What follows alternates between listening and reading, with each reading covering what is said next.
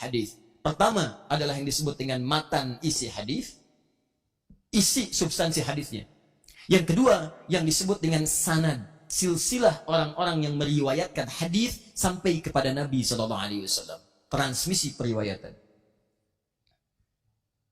Awas, hati-hati, hati-hati. Keduanya penting. Kata para ulama, ini bagaikan dua sayap burung. Satu sayap terluka, maka burung tidak bisa terbang. Satu sayap di antara dua hadis bermasalah, maka hadisnya akan turun kualitasnya. Hati-hati. Isinya bagus, tapi riwayatnya bermasalah, maka belum tentu hadisnya bisa diterima. Maka semua yang bersandar dari Nabi, dari perkataan, perbuatan, ketetapan, cek dulu. Benar gak informasinya? Bagaimana mengeceknya? Yang diterima oleh kita. Kita kan gak pernah berjumpa dengan Nabi. Maka telusuri informasi ini sampai tersambung kepada Nabi. Cara menelusurinya disebut dengan isnad. Urutan-urutannya disebut dengan sanad. Imam Muslim langsung membuat bab khusus dalam jilid yang pertama dari 9 jilid Sahih Muslim, halaman 119. Sebelah kiri paling atas, beliau berikan keterangan babul isnadi minaddin. Babul isnad. Bab pembahasan tentang pentingnya sanad. Ini bagian yang sangat menentukan dalam agama. Hati-hati. Informasinya diterima oleh kita, tapi orangnya nggak jelas. Maka ini menunjukkan bermasalah. Jangankan orangnya tidak ada, orangnya ada tapi punya masalah, maka akan berpengaruh pada kualitas hadisnya. Pernah dengar hadis ini? Awal Ramadan rahmah, awsatuhu maghfirah, wa akhiruhu itkum minan nar. Awal Ramadan itu rahmat, pertengahannya ampunan, ujungnya itkum, pembebas dari neraka. Pernah dengar itu? Hadisnya matruk. Matruk, semi palsu. Urutan nomor 2 terburuk dalam silsilah ilmu hadis. 1 maudhu, 2 kemudian matruk. Ya, hati-hati. Ya, nanti ada yang disebut dengan 3M. 3M. 1 maudhu. Ini yang paling parah. Kedua, matruk. Ketiga, mungkar. Hati-hati. Maudhu, hadis palsu, memang sengaja bikin hadis. Informasinya bukan dari Nabi SAW, sengaja dipalsukan. Hati-hati teman-teman sekalian, banyak yang seperti ini. Ya, ikhtilafu ummati rahmah. Perbedaan pendapat di antara umatku adalah rahmat. Hati-hati, itu hadis palsu, hadis maudhu. Awas, hati-hati. An-nadhafatu minal iman, kebersihan bagian dari iman, itu hadis palsu, hadis maudhu. Dan banyak nanti yang tersebar di masyarakat. Bukan informasinya tidak bagus, kalimatnya bagus, tapi Nabi tidak pernah mengucapkannya. Cuman orang kebanyakan mengatakan ini dari Nabi. Pernah dengar hadis ini? Makan saat lapar, berhenti sebelum kenyang. Pernah dengar? Nah, itu palsu, maudhu. Bahkan palsu banget. Saking palsunya, di kitab hadis palsu pun tidak ditemukan. Silahkan cek, saking palsunya. Dalam kitab-kitab hadis palsu tidak ditemukan. Cuma ada di satu kitab. Ya, namanya Ar-Rahmah Fit Tibbi wal Hikmah. Karangan Syekh Jalaluddin As-Suyuti. Tentang kisah. Ada kisah terkait dengan kalimat itu. Diduga sebagai hadis dimunculkan. Ya, hati-hati, banyak menyebar nanti setelah fitnah kubra. Ada orang mau dieksekusi. Begitu mau dieksekusi, ditanya. Karena sering memalsukan hadis. Berapa telah banyak hadis Anda palsukan? Dia katakan arba'ina alfan, 40.000 hadis. Bayangkan satu orang 40.000 hadis. Karena saking mudahnya orang berbuat begitu, sampai-sampai Nabi mengatakan dari sejak dulu, dari awal-awal di masa kenabian, man kadzaba alayya muta'ammidan falyatabawwa maq'adahu minan nar. Siapa yang mencatut namaku, hati-hati, memalsukan diriku, mengatakan ini dariku, maka seakan-akan dia telah pesan kapling di neraka. Siap-siap tempatnya di neraka. Kayaknya sudah pesan kapling tuh. Ya. Gampang bikin hadis tuh gampang. Sampai kalimat-kalimatnya terasa bagus, benar, disandarkan pada Nabi. Salah.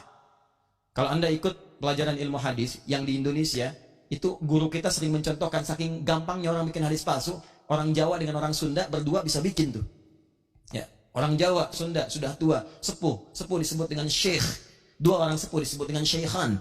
Dalam ilmu hadis syekhan Bukhari Muslim, Al-Bukhari dan Muslim. Ini orang Jawa, orang Sunda bikin hadis palsu. Dua orang sepuh syekhan bikin hadis, apa bunyinya? Qala afdalu dahri bi faisil laili kucifa wa kulifa wa ubina hatta karu saudahu fa idza bukhila fadhuliba unuquhu thalatha marat hatta utiha rawahu syekhan. Paham? Tidak. Yuk kita terjemahkan. Ini nahunya benar semua, sorofnya bagus, bahasa Arabnya lengkap. Afdalu dahri, dahar yang paling afdal. Bi faisil laili, dengan pais lele. Kucipa, kasih kecap sedikit. Wakulipa, hidangkan kerupuk. Hatta karusa udanghu, sehingga terasa udangnya. Fa'idha bukhila, apabila kebehelan. Faduriba unukuhu, maka pukul punduknya talata marat 3 kali, hatta utiha, sampai utah. Rahu Syekhan. Baru ketawa tuh. Jadi orang kalau mau bikin-bikin yang seperti ini, mikir dulu, pesan kapling di neraka. Yang salah, ini kata Nabi, itu maudhu namanya, hadis palsu. Yang ini matruk, semi palsu.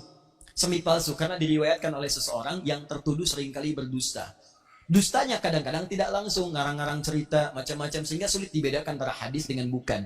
Di antara yang disebutkan itu adalah hadis yang sangat populer. Ini hadisnya, awal Ramadan adalah rahmat, pertengahannya maghfirah, ujungnya adalah pembebas dari neraka. Itu hadis matruk. Matruk. Kenapa banyak menyebar di mimbar-mimbar saat datang Ramadan? Karena pernah diriwayatkan oleh Ibnu Khuzaimah, dalam Sahih Ibnu Khuzaimah cuma diberi catatan. Di bab beliau ketika disebutkan, nih, bab fadailu Ramadan in kana hadithuhu sahihan, in kana hadithuhu sahihan. Ada catatan. Ini bab menerangkan tentang keutamaan Ramadan. Hadis yang pertama ini jika memang diduga hadisnya sahih. Diberi catatan, ini tidak sahih karena ini meragukan syartun. Kalau memang sahih amalkan, tapi ini bukan sahih, ada innya. Setelah itulah kemudian masa lewat, terjadi peristiwa, ada kebanjiran. Saat banjir itu kemudian menimpa juga sebagian kitab Ibnu Khuzaimah, tersapu huruf innya, hilang di bab ini. Maka berubah kalimatnya, bab fadailu Ramadan kana hadithuhu sahihan. Bab tentang keutamaan Ramadan, hadisnya sahih. Dinukil oleh orang setelahnya, ditulis kembali, innya hilang.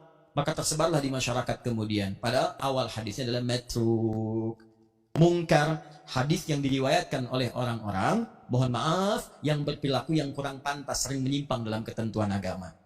Mabuk, tapi meriwayatkan hadis.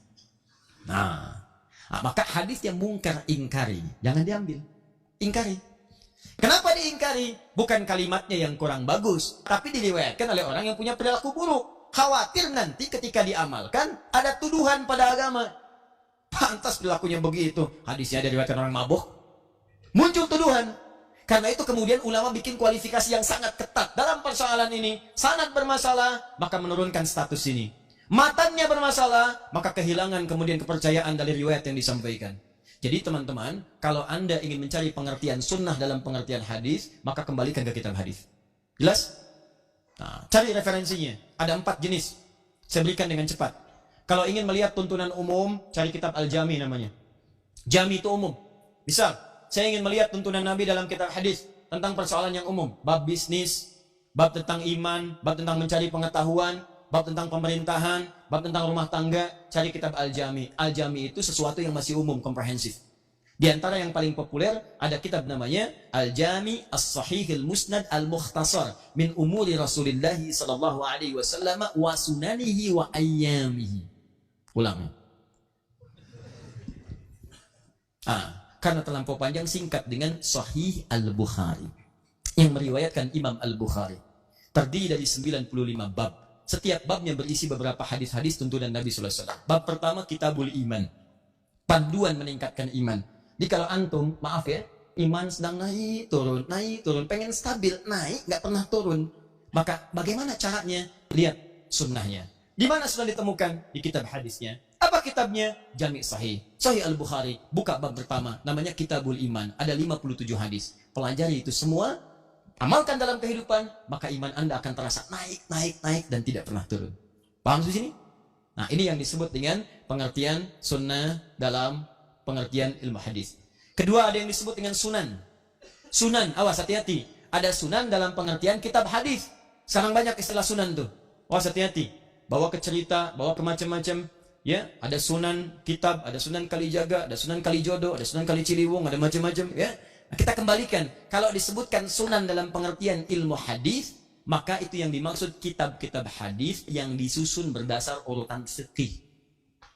Jadi kalau teman-teman pengen cari referensi sunnah Nabi yang cepat dalam urusan fikih, jangan nyari kitab Jami.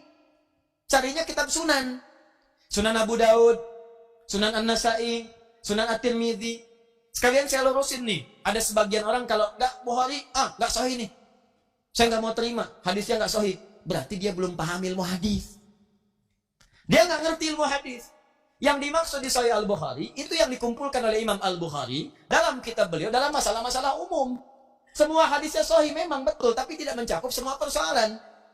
Yang dikumpulkan oleh beliau saat hidup, beliau meninggal, nggak ngumpulin lagi. Datang Imam Muslim meninggal, nggak ngumpulin lagi. Karena dua-duanya sudah ada metode pengumpulan yang umum, maka ulama setelahnya mengumpulkan dengan metode berbeda untuk memberikan spesialisasi. Nih yang umum udah banyak nih, kita konsentrasi di bidang fikih. Ketika hadis-hadis dikumpulkan khusus dalam bidang fikih, maka berubah istilah menjadi sunan namanya. Nah, Anda kalau pengen cepat belajar fikih dari tuntunan sunnah, referensi hadis, maka cari kitab sunan. Misal, Sunan Abu Daud. Saya ambil contoh. Saya sering katakan kepada Anda, turun, gini, dalam i'tidal, ke sujud. Mau pakai telapak tangan, mau pakai lutut. Saya pakai lutut. Ustaz Umar minta pakai telapak tangan. Ibnul Qayyim Al-Jauziyah rahimahullah pakai lutut. Ya. Kemudian Syekh Al-Albani menggunakan telapak tangan. Dari mana menemukan itu? Antum cari di Sahih Al-Bukhari. Sampai kiamat kurang 2 hari, gak akan ketemu. Saya kasih tahu dari sekarang. Kalau nggak percaya, cari aja. Silakan. Ini syarahnya ada di belakang nih. Ya, yang syarah Ibnu Hajar Al-Asqalani. Yang warnanya orange itu. Yang di dalam. Yang belum dibuka sebagiannya. Itu kan? Nah, itu nggak cari, nggak akan ketemu. Sahih Muslim, susah. Yang ada di mana? Abu Daud. Karena beliau konsentrasi merumuskan hadis-hadis dalam urutan fikih. Yang pakai lutut, nomor hadis 838. Paling kanan sebelah bawah di kitabnya. Riwayatnya dari Wa'il bin Hujur. Beliau meriwayatkan dari Nabi di awal-awal masa keislaman. Ketika beliau masuk Islam di awal-awal masa Islam, melihat Nabi masih dalam keadaan kuat. Nabi sholat kemudian turun lututnya terlebih dahulu. Nabi katakan, "Idza sajadta fala tasjud kama yabrukul ibil, falyadha rukbatahi qabla yadayhi." Kalau kamu pengen sujud, jangan kamu sujud seperti duduknya unta. Letakkan dulu kemudian lututmu sebelum telapak tanganmu. Kalimatnya ibil. Tapi ketika nomor hadis 840 sampai 841, paling kiri sebelah atas, yang riwayatkan sahabat Abu Hurairah. Sahabat Abu Hurairah masuk Islam 3 tahun sebelum Nabi wafat. Di tahun ke-7 Hijrah, usia Nabi sudah 60 tahun. Nabi sudah semakin lemah. Begitu beliau kemudian sholat, terlihat beliau menurunkan dengan telapak tangannya. Begitu turun pakai telapak tangan, keluar kalimatnya. Berubah kemudian kosakata tentang untanya. Idza sajadta fala tasjud kama yabrukul ba'ir. Falyadha yadayhi qabla rukbatayhi. Kalau pengen sujud, sujudlah kemudian, tapi jangan duduk seperti duduknya unta. Dahulukan telapak tanganmu sebelum lututmu. Ustadz, kok bisa? 2 hadis ini kok bisa seakan-akan bertolak belakang?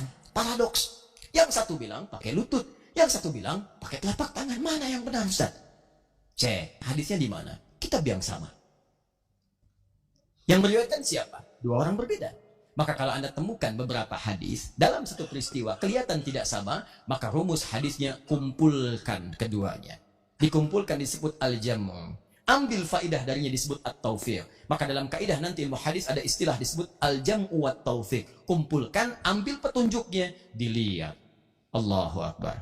Teman-teman, ternyata indah sekali kesimpulannya. Kata para ulama hadis, Nabi mempraktekkan menggunakan lutut di awal-awal masa. Ini menunjukkan bahwa boleh Anda menggunakan lutut saat Anda akan turun dari i'tidal kepada sujud. Tapi di akhir-akhir kehidupan beliau terlihat lemah. Masalah orang pertama saat lemah itu pada lututnya. Maka beliau alternatif gunakan telapak tangannya. Maka turun menggunakan telapak tangan. Karena itu pada yang pertama disebut ibil, unta biasa. Karena unta nanti ada 4 sampai 5 istilah. Ada ibil, unta umumnya. Ada jamal, unta jantan. Hatta yajal jamalu fi samil khiyat. Ada naqah, unta betina. Naqatallahi wa suqyaha fakadzabuhu fa'aqaruha fadamdama alaihim rabbuhum. Ya, dan seterusnya ayat. Kemudian ada yang keempat, ba'ir. Ba'ir itu unta tunggangan yang punya beban. Nah, yang tadi unta turun, jangan seperti unta dahulukan telapak tangan disebutkan ba'ir. Yang dahulukan lutut disebut ibil, yang tidak punya banyak beban. Artinya apa? Nabi ingin memberikan gambaran bahwa kalau mau sujud, silahkan cari 2 alternatif. Boleh pakai telapak tangan, boleh pakai lutut. Jangan juga simpulkan dengan kesimpulan yang keliru. Kalau ada orang menggunakan telapak tangan, berarti dia sudah sepuh, sedang punya beban. Belum tentu. Karena ada atlet yang cedera lututnya. Ya, kemudian karena ada beberapa orang yang tidak mungkin pakai lutut, ada bermasalah, maka turun pakai telapak tangan. Kesimpulan hukumnya, sujud turun, boleh pakai telapak tangan, boleh pakai lutut. Jangan bicara yang macam-macam. Begitu turun pakai telapak tangan, sepuh. Lain. Begitu turun pakai lutut, kayak unta. Anda cuma baca 1 hadis. Lutut boleh, telapak tangan boleh. Yang salah yang pakai kepala duluan.